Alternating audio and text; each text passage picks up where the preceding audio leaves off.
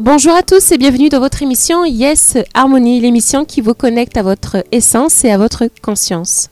Je suis Jemila Bouteille, je suis coach en épanouissement personnel et thérapeute familial chez Harmony NC. Chaque dimanche, je vais partager avec vous des réflexions, des outils autour du bien-être et du développement personnel. Nous allons explorer les différents concepts qui permettent de mieux se comprendre, de se connaître et ainsi nous éveiller à qui nous sommes. Alors c'est parti pour une vie plus saine et plus sereine.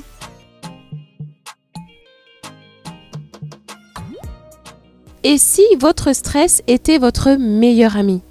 Souvent quand on parle du stress, c'est pour en parler comme quelque chose de négatif, qui nous fait perdre le contrôle de nous-mêmes, que l'on pense souvent à tort faire partie de notre caractère.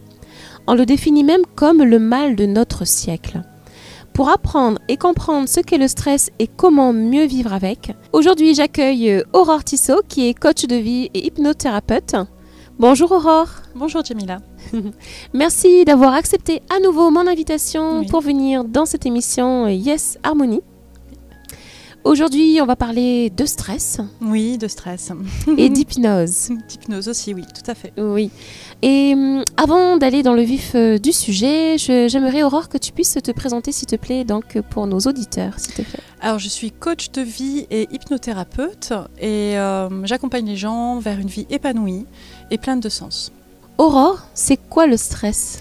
Alors, le stress, c'est une réaction du corps. Donc, c'est une réponse du corps par rapport à un changement, un événement qui arrive ou un événement où on a besoin de s'adapter à quelque chose, donc on est stressé. Après, ça peut être aussi, en fait, c'est une réponse du corps en mode survie aussi, à la base. Quand on est stressé, c'est pour fuir un lion qui nous attaque, par exemple. Oui. Mais aussi, aujourd'hui, ça peut être fuir un feu, fuir des gens qui nous attaquent.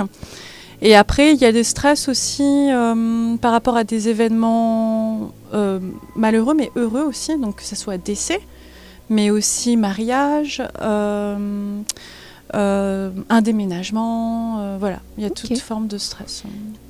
Ok, donc c'est une adaptation, un mécanisme de défense en fait que l'on met en place et que le corps met de façon inconsciente.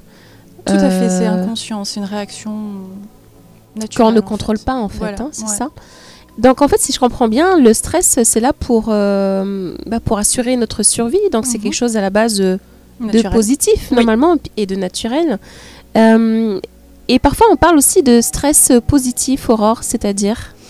Alors du coup, le stress positif, ça va être plus quelque chose d'aidant en fait pour nous. Alors bien souvent, on va être trop stressé. Oui. C'est ce qui fait qu'on gère mal notre stress, nos comportements, alors que le stress peut nous aider aussi à soit avancer, soit aller dans la performance aussi. Et, se surpasser, aller dans surpasser aussi, ouais. Et par exemple, mon chéri, il fait du surf. Oui. Et du coup, il aime bien surfer des grosses vagues. Et parfois, en fait, la dernière fois, une fois, il m'en parle du fait qu'il ait peur. Et quand il a peur, en fait, il se met en mode, évidemment, stress. Et il a ses sens qui sont beaucoup plus décuplés. Et il est beaucoup plus concentré. Et en fait, il se sert, en fait, il me disait qu'il se servait du stress pour mieux surfer. Qu'en fait, il pourrait se laisser emporter par le stress et ne pas du tout pouvoir prendre la vague. Et en plus, se faire mal aussi, voilà, parce qu'il est trop stressé. Mais à l'inverse aussi, s'il n'est pas stressé, il ne fait pas attention. Et du coup, donc c'est un juste milieu, en fait, où il a cette adrénaline qui lui permet de se surpasser et d'aller affronter cette grosse vague. Oui. Et quand il n'est pas dans cet état-là, et du coup, ça ne lui permet pas de pouvoir non plus avoir tous ses sens, toutes ses capacités pour affronter justement cette vague. Exactement. Ouais. Donc, c'est le juste milieu. Et c'est justement, c'est quand est-ce que justement le stress devient quelque chose de nocif, de toxique même peut-être ? Alors du coup, ça peut être handicapant quand il est trop fort, donc on s'empêche de faire des choses. Voilà. Et après, ça peut être toxique quand on le vit continuellement, quand on le ressent à longueur de temps. Tout le temps, quand il est présent là. Oui, voilà. dans tous les domaines ou dans toutes nos journées.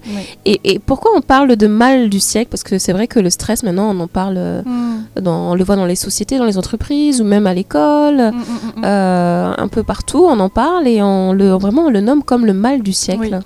Parce qu'en fait, le stress, il va y avoir différents stress qu'on accumule dans nos vies de tous les jours, surtout en ville en plus. Donc il va avoir le stress du bruit. En fait, ça va être stressant pour le corps. Il va y avoir le stress du surmenage aussi, au travail, à la maison aussi. Ce stress aussi du perfectionnement, où on veut toujours tout bien faire et que tout soit bien fait. Le stress aussi de l'alimentation. Pas le stress de l'alimentation, pardon, mais le fait de mal s'alimenter, ça va venir stresser le corps. Donc, le corps, en fait, le fait que le corps soit stressé, ça vient envoyer le message au cerveau qu'il y a danger. Aussi, le cerveau interprète comme ça. Ok, et c'est quel genre de nourriture, par exemple? Surtout le sucre.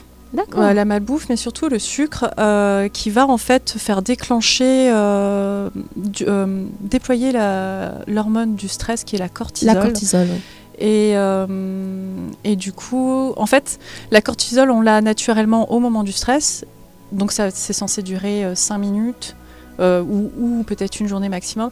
Mais si on est tout le temps un taux de cortisol fort dans le corps, le corps n'arrive pas à s'en débarrasser. Okay. Et du coup, le corps reste toujours stressé en fait. Toujours en tension en fait et donc en stress. Ouais. Et comme le corps est tendu, il vient toujours envoyer ce message au cerveau que il faut se mettre en mode survie en fait. Et justement, comment ça se manifeste quelqu'un ou une quelqu'un qui est en état de stress justement, ça se manifeste comment? Alors, soit c'est une réaction immédiate. Donc du coup, la personne va avoir les mains moites, la boule au ventre, les mâchoires serrées. Mais après, ça peut être une réaction moins immédiate, donc qui est constante, le stress constant, qui va être plus de l'anxiété aussi. C'est un peu un stress qu'on s'est habitué à vivre avec un petit peu. C'est un petit peu ça que tu veux dire, Aurore? C'est le fait qu'on ait le stress constant par rapport à notre vie de tous les jours, qui fait que ça fait réagir notre corps. Et voilà, on est anxieux, on est tendu au niveau des muscles. On n'arrive pas à réfléchir aussi, on a du mal à réfléchir, perte de mémoire, on n'arrive pas à dormir. Voilà. Oui, ça peut créer des insomnies ou des muscles crispés, tu disais. Des muscles crispés, ouais. J'imagine de l'irritabilité, de l'agitation. Oui, voilà. Il y a les migraines aussi. En fait, plein de choses qui sont liées. Il y a plein de mots qui sont liés du coup à ce stress constant en fait. Ouais. Ok. Après, il peut y avoir aussi les comportements. Comme le fait de s'isoler, le fait de fuir aussi des choses à faire, par exemple. Y a de procrastiner. Procrastination, on peut dire que c'est une forme, oui, c'est une réponse au stress. Et il y a aussi l'addiction, qui fait que, en fait, on veut... le stress va faire qu'on a envie de le faire diminuer et on va aller vers... quelque chose de sucré, ou la cigarette, ou l'alcool. Des choses qui vont essayer de nous faire... De diminuer... en apparence, faire baisser ce stress. Ok. Et c'est quoi le risque au long terme, justement, si imaginons, on est tout le temps quelqu'un stressé, tout le temps dans le stress, etc. C'est quoi le risque? Alors, le risque, c'est évidemment d'avoir des maladies graves après. Il y en a plusieurs, parce qu'en fait, en étant stressé, on fait baisser le système immunitaire du corps. D'accord. En étant constamment stressé. Et du coup, on peut déployer plein de maladies, notamment les maladies cardiovasculaires. Et aussi, d'être tout le temps stressé, on peut tomber dans une forme de dépression aussi. Ok, ça peut même amener jusqu'à la dépression. Et ma question, c'est comment trouver l'équilibre, justement, parce qu'on parlait au début qu'il y avait, c'est quelque chose de naturel, c'est quelque chose qui nous permet de survivre, de rester en vie, et que parfois ça nous pousse ou ça nous permet de faire des choses que peut-être en état normal, entre guillemets, qu'on ne pourrait pas le faire. C'est comment trouver ce bon équilibre, tout en sachant que aussi notre société, du coup, avec nos rythmes de journée, de travail, etc., nous permet pas forcément de vivre en ville, comme tu disais. Donc, vaut mieux vivre en brousse, en fait.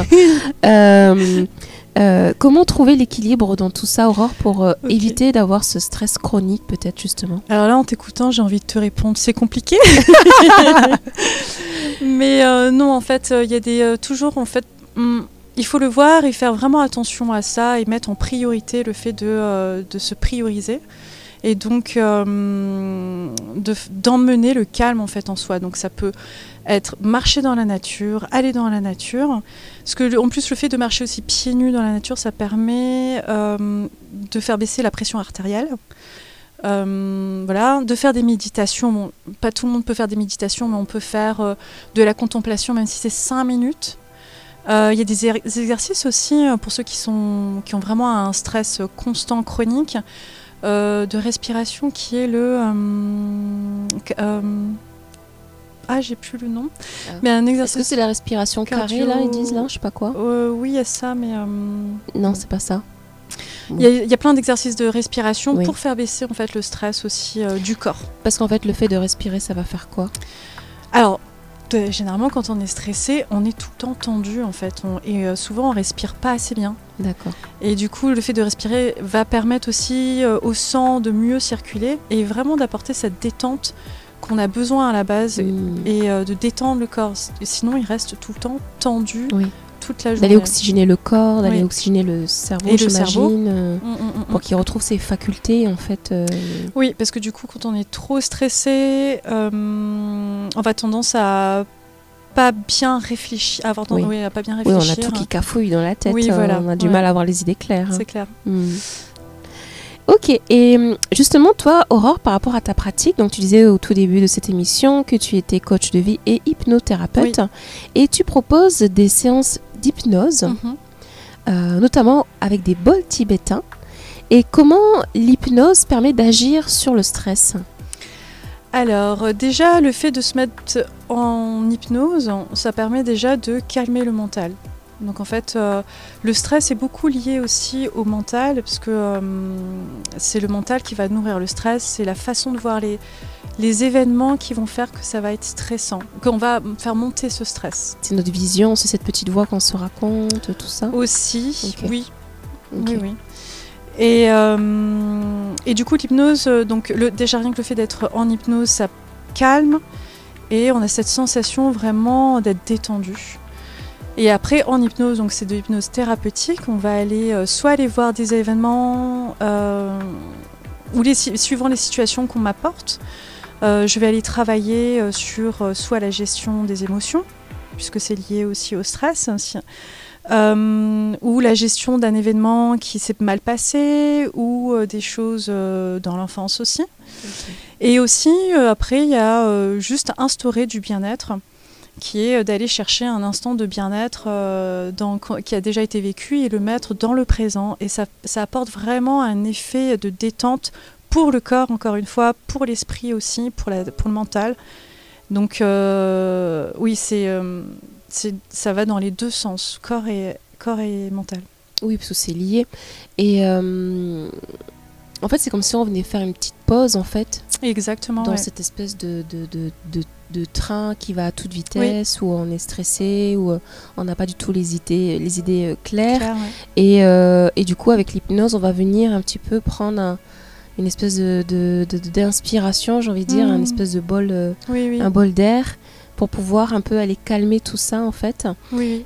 C'est ça. C'est un peu aussi ce que j'ai oublié de mentionner pour gérer le stress aussi. C'est un peu comme quand on a fait du sport. Oui. On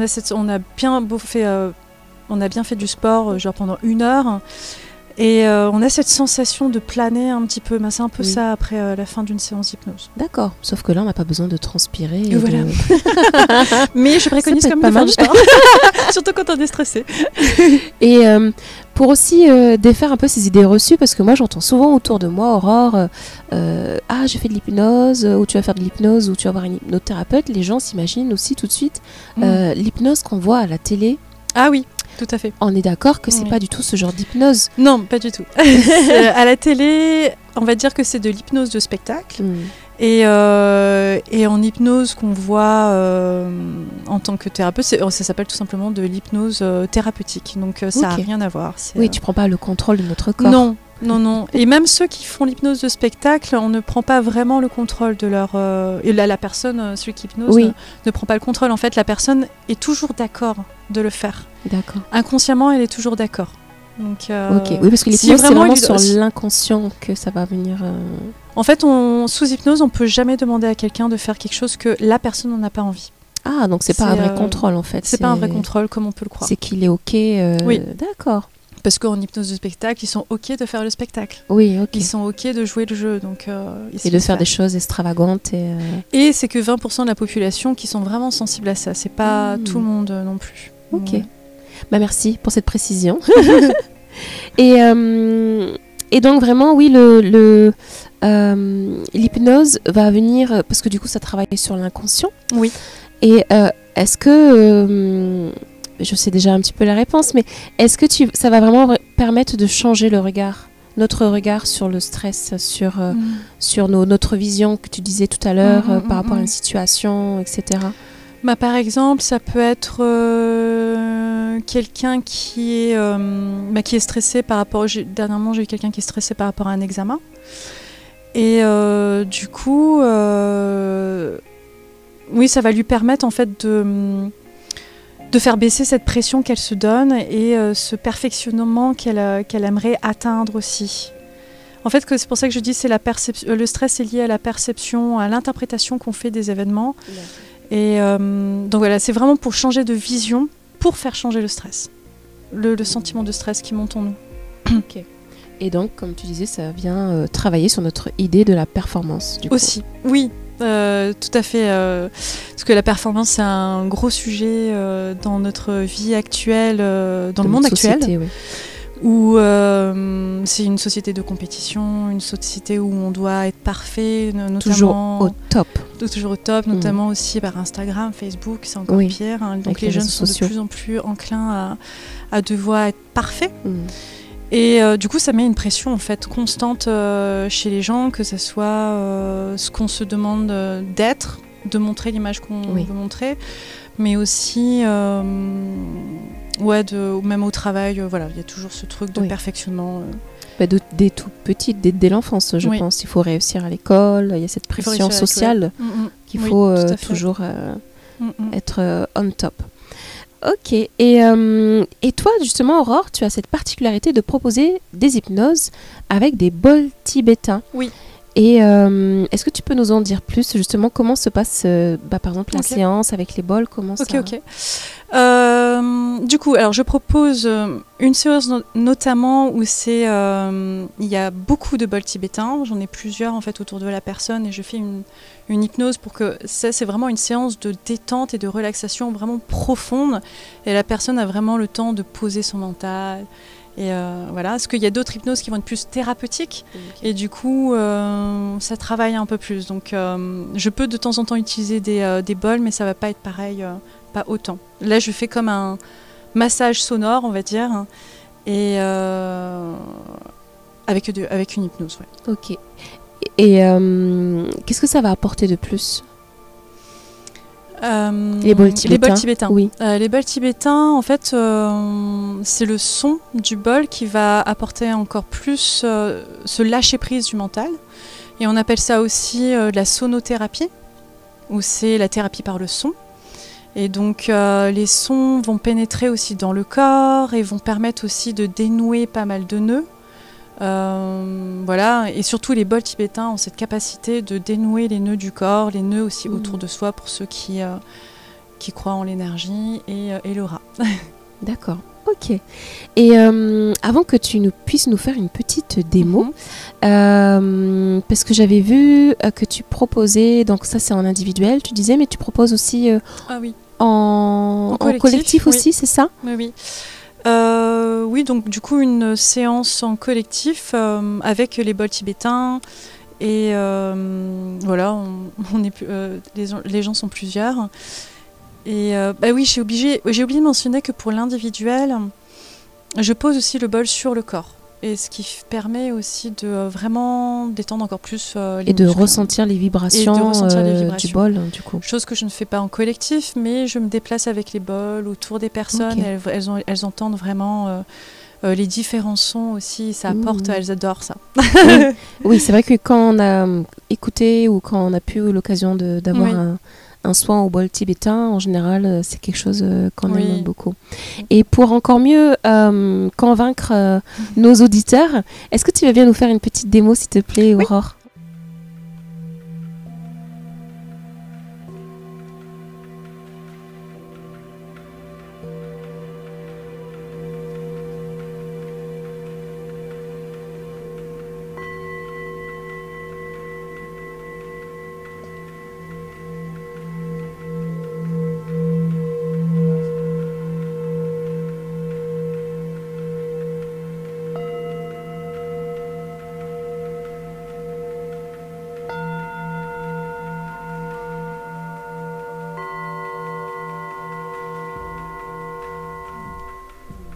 Merci Aurore pour cette démonstration. Merci d'être venue, d'avoir accepté à nouveau mon invitation pour venir parler donc du stress, de l'hypnose et de cette hypnose au bol tibétain. On se quitte sur ces quelques notes de bol qui, je trouve, nous invitent tout de suite à un calme intérieur. Merci à tous pour votre écoute et votre attention. Ah mince, j'ai oublié de préciser comment est-ce que les gens peuvent te contacter s'ils le souhaitent. Alors du coup, via la page Facebook sur Aurore Tissot Thérapeute et aussi par téléphone au 89 66 81. Merci Aurore. Et merci à vous, chers auditeurs, pour votre écoute, votre attention. En attendant de nous retrouver dimanche prochain, je vous souhaite un bon après-midi, de prendre soin de vous et à très bientôt.